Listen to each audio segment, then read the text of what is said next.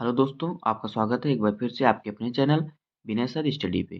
दोस्तों, आज का हमारा टॉपिक है क्लास 12 बायोलॉजी चैप्टर 1 पुष्पीय पादपों में लैंगिक जनन। तो दोस्तों, आज का वीडियो इस चैप्टर का एक्सरसाइज का प्रश्न संख्या 6 है। तो दोस्तों, आज की वीडियो में हम प्रश्न संख्या 6 को हल करेंगे। तो आइए देखते हैं प्रश्न क्या कह रहा है कि एक स्पष्ट एवं साफ सुथरे चित्र के द्वारा परिपक्व मादा युग्मकोद्भिद के 7 कोशिकीय अथवा 8 न्यूक्लिएट यानी कि केंद्रक प्रकृति की व्याख्या कीजिए।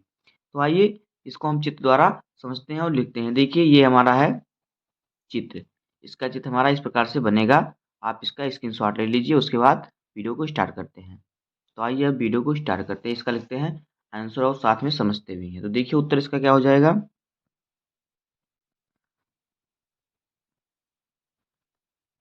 देखिए उत्तर में किस प्रकार से लिखना है। आवृतबीजी पौधों को मादा युग्मकोद्भिद 7 कोशिकीय व 8 केंद्रकीय होता है। इस प्रकार से हम लिखेंगे।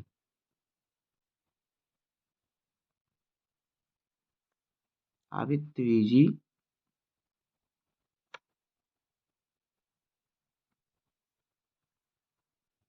आवृतबीजी पौधों को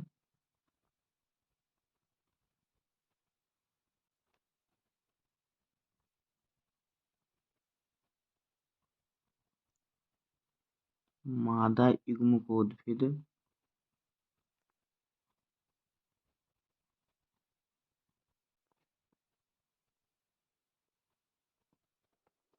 मादा युग्मकोद्भिद 7 कोश की जो क्वेश्चन में पूछा है, इसको लिखेंगे 7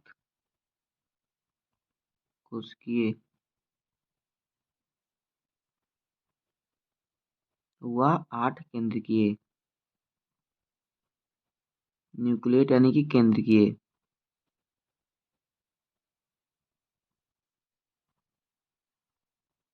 केंद्रकीय होता है। जो होता है आवृतबीजी पौधा, ये मादा युग्मकोद्भिद में 7 कोशिकीय तथा 8 केंद्रकीय होता है। और देखिए क्या होता है इसमें, जिसके प्रवर्धन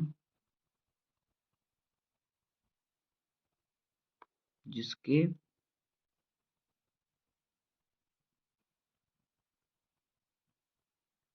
जिसके परिवर्धन के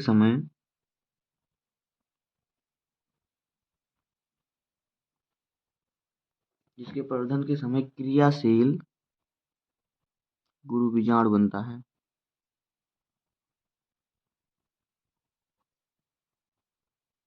क्रियाशील गुरु बीजाणु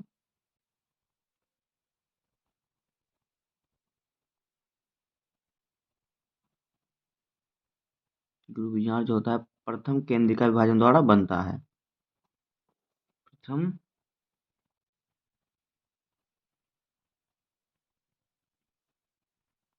केंद्रिका विभाजन द्वारा बनता है।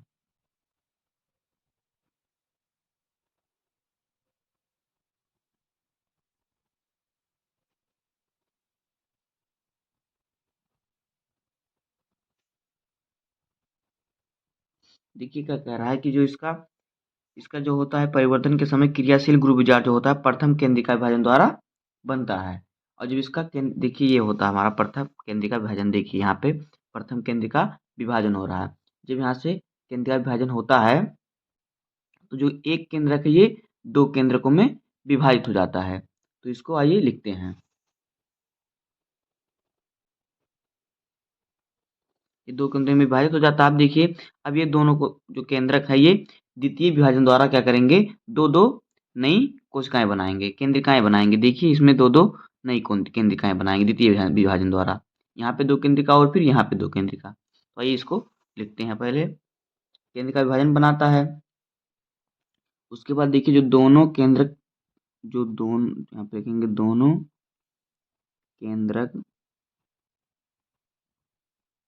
दोनों केंद्रक क्या करते हैं, गुरु बीजाणु के दोनों ध्रुवों पर पहुँच जाते हैं।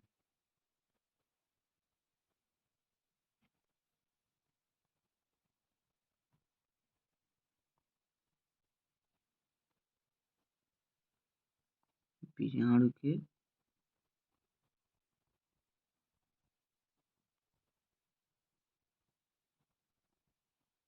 दोनों ध्रुवों पर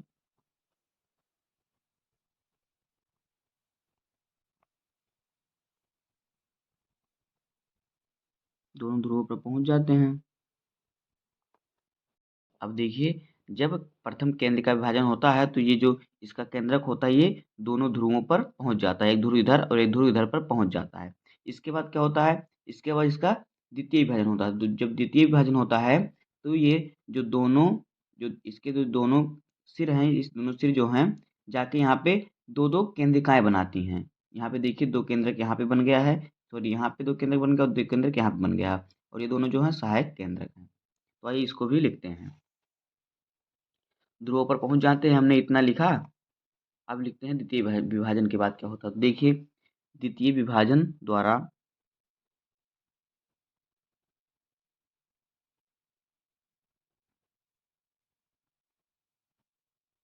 द्वितीय विभाजन द्वारा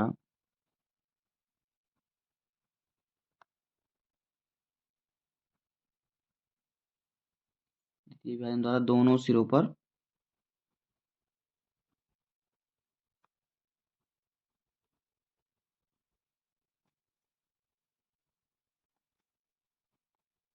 पहुंच जाते हैं।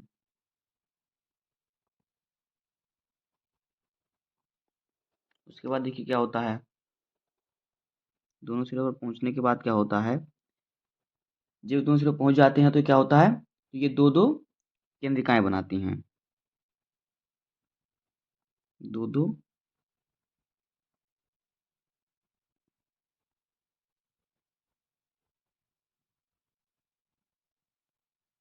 केंद्रिकाएं बनाती हैं। तो देखिए, जब ये दोनों ध्रुवों पर पहुंचती हैं तो यहाँ पे दो दो केंद्रिकाएं बनाती हैं। अब देखिए, दो दो केंद्रिकाएं यहाँ पे इसने बनाई।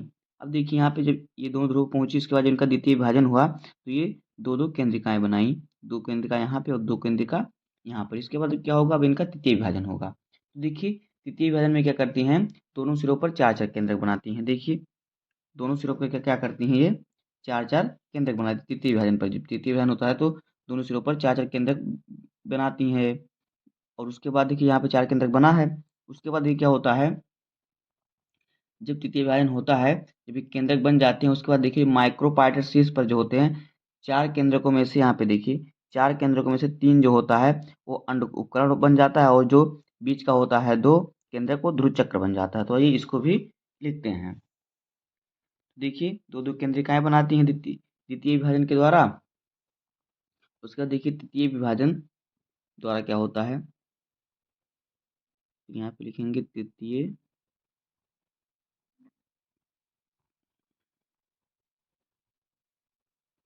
तृतीय विभाजन तृतीय विभाजन द्वारा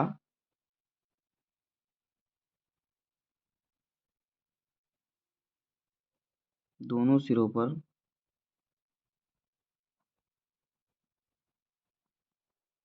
चार चार केंद्रक बन जाते हैं।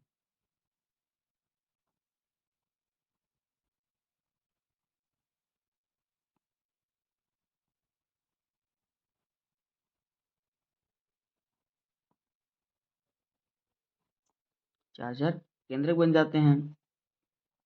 तो देखिए, जब इनका तृतीय विभाजन होगा तो ये जो यहाँ पे केंद्रक हैं, ये जो सहायक केशिकाएं हैं, ये यहाँ पे जाएंगी तो ये केंद्रक बन जाएंगी। तो ये दोनों सिरों पर चार चार केंद्रक हो जाएंगे। उसके बाद ये क्या हो जाएगा, उसके बाद चार चार केंद्रक बन जाने के बाद इसमें क्या होगा, माइक्रोपाइलर जो शीर्ष होता है, माइक्रोपाइलर शीर्ष पर देखिए, ये है माइक्रोपाइलर शीर्ष, ये दोनों। तो माइक्रोपाइलर शीर्ष पर जो होता है, इसका जो तीन केंद्रक होता है, जो तीन केंद्रक होता है वो अंड उपकरण बनाता है, तथा जो जो इसका चौथा केंद्रक होता है, ये दोनों इधर का चौथा और इधर का चौथा दोनों मिलके ध्रुव चक्र बना लेते हैं। तो इसको भी आइए लिखते हैं। थोड़ा तृतीय विभाजन द्वारा दोनों ऊपर चार चार केंद्रक बन जाते हैं। उसके बाद देखिए क्या लिखेंगे, माइक्रोपाइलर शीर्ष पर माइक्रो माइक्रोपाइलर शीर्ष पर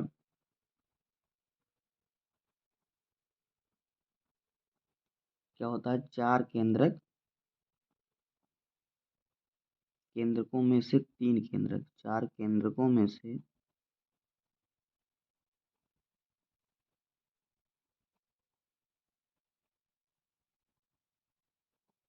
3 केंद्रक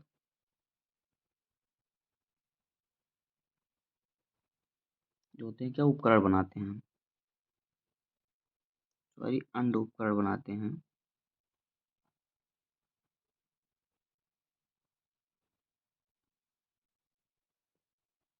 अंड उपकरण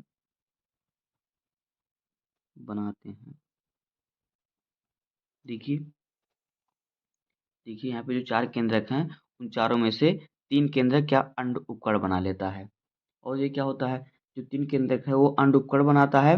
और चौथा केंद्रक किसमें से बचा होता है, देखिए एक यहाँ पे और एक यहाँ पे, जो यहाँ पे है चौथा केंद्रक, ये दोनों जुड़कर ध्रुव चक्र बना लेता है। तो आज इसको भी लिखते हैं, तथा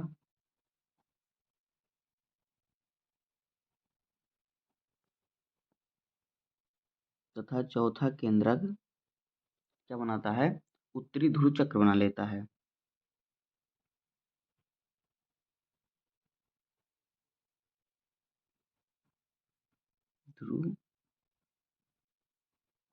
उत्तरी ध्रुव चक्र बनाता है।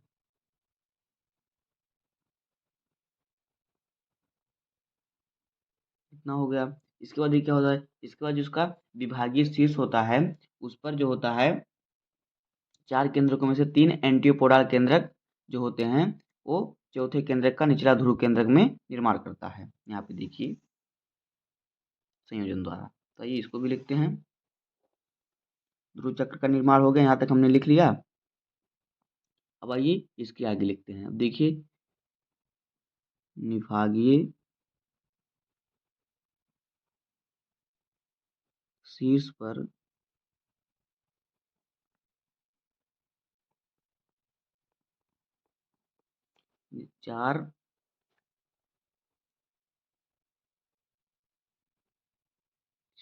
4 केंद्रकों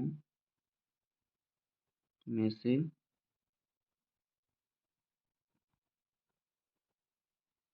3 केंद्रक जो होते हैं वो क्या, एंटीपोडाल, सॉरी एंटीपोडल जिसे कहते हैं, एंटीपोडल, तथा जो चौथा केंद्रक होता है,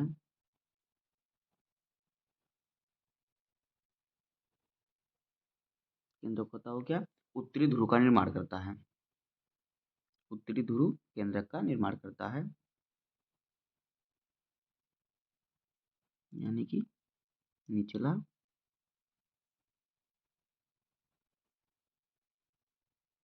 केंद्रक का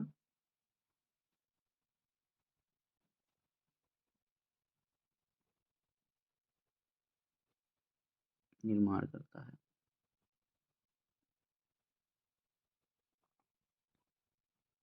देखिए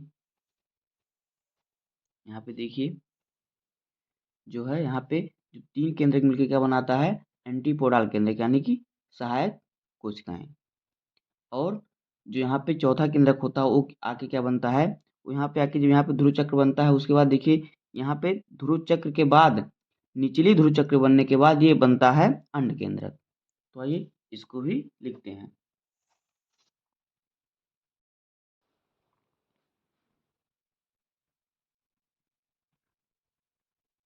ऊपरी तथा निचली ध्रुवीय केंद्रक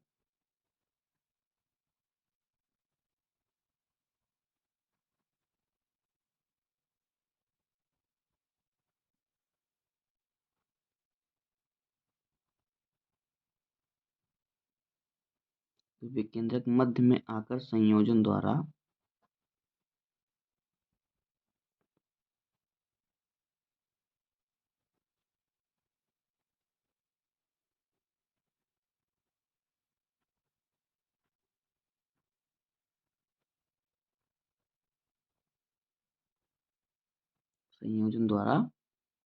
द्वितीय केंद्रक बनाता है। जो हमने लास्ट में चित्र बनाया अभी आपको दिखाते हैं।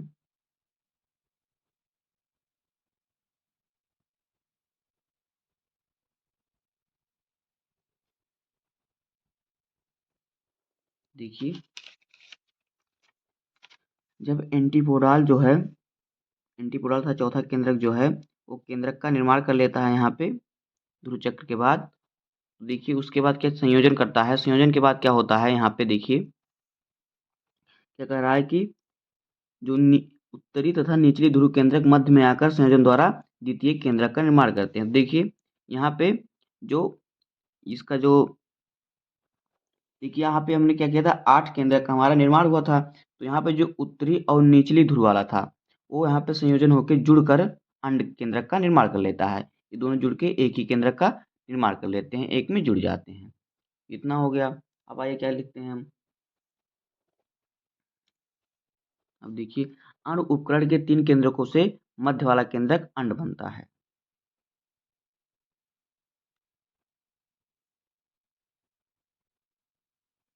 अंड उपकरण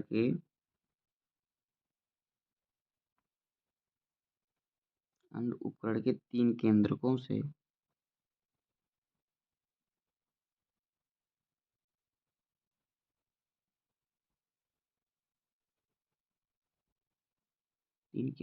मध्य वाला केंद्रक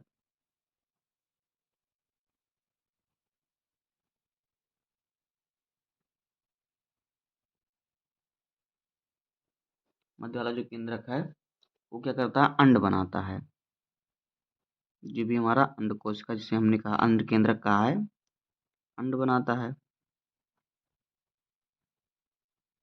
उसके बाद देखिए शेष दोनों केंद्रक सहायक कोशिकाएं बनाती हैं।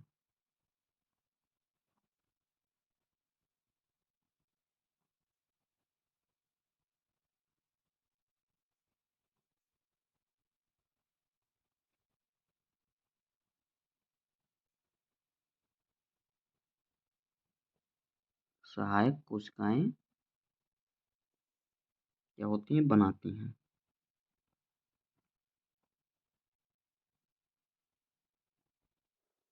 दोस्तों देखिए यहाँ पे देखिए यहाँ पे हमारा जब द्वितीय विभाजन हुआ तो यहाँ पे 4-4 केंद्रक बन गए। और फिर जब ये यहाँ से तृतीय विभाजन हुआ यहाँ पे इसका तो ये जो चारों केंद्रक है देखिए ये दो आपस में जुड़ गए आके और जो 3 है वो अंड उपकरण बना लिए। इसके बाद और जो यहाँ पे जब इसका विभाजन हुआ तो देखिए यहाँ पे 3-3 जो है उपकरण बना लिए और 2 जो है ध्रुव चक्र बना लिए। इसके बाद इसका जो संयोजन हुआ देखिए उसके बाद क्या हुआ ये दोनों आपस में जुड़ गए। ये दोनों जो हैं आपस में जुड़ के एक केंद्रक बना लिए जिसे अंड केंद्रक कहा। और ये दोनों जो हैं ये जो तीनों हैं 3 इधर और 3 इधर ये दोनों मिलके क्या किए ऊपरी और निचली भाग पर सहायक कोशिकाएं बना लेते हैं। इसी प्रकार से होता है मादा युग्मकोद्भिद का विकास। दोस्तों बस इसी प्रकार से मादा युग्मकोद्भिद होता है। बस आज की वीडियो में इतना ही। उम्मीद है कि आपको वीडियो पसंद आया होगा। अगर आपको वीडियो पसंद आया हो तो वीडियो को लाइक कर दीजिएगा और चैनल पर नए हो तो सब्सक्राइब कर लीजिए। मिलते हैं किसी नेक्स्ट वीडियो में, तब तक के लिए धन्यवाद। जय हिंद।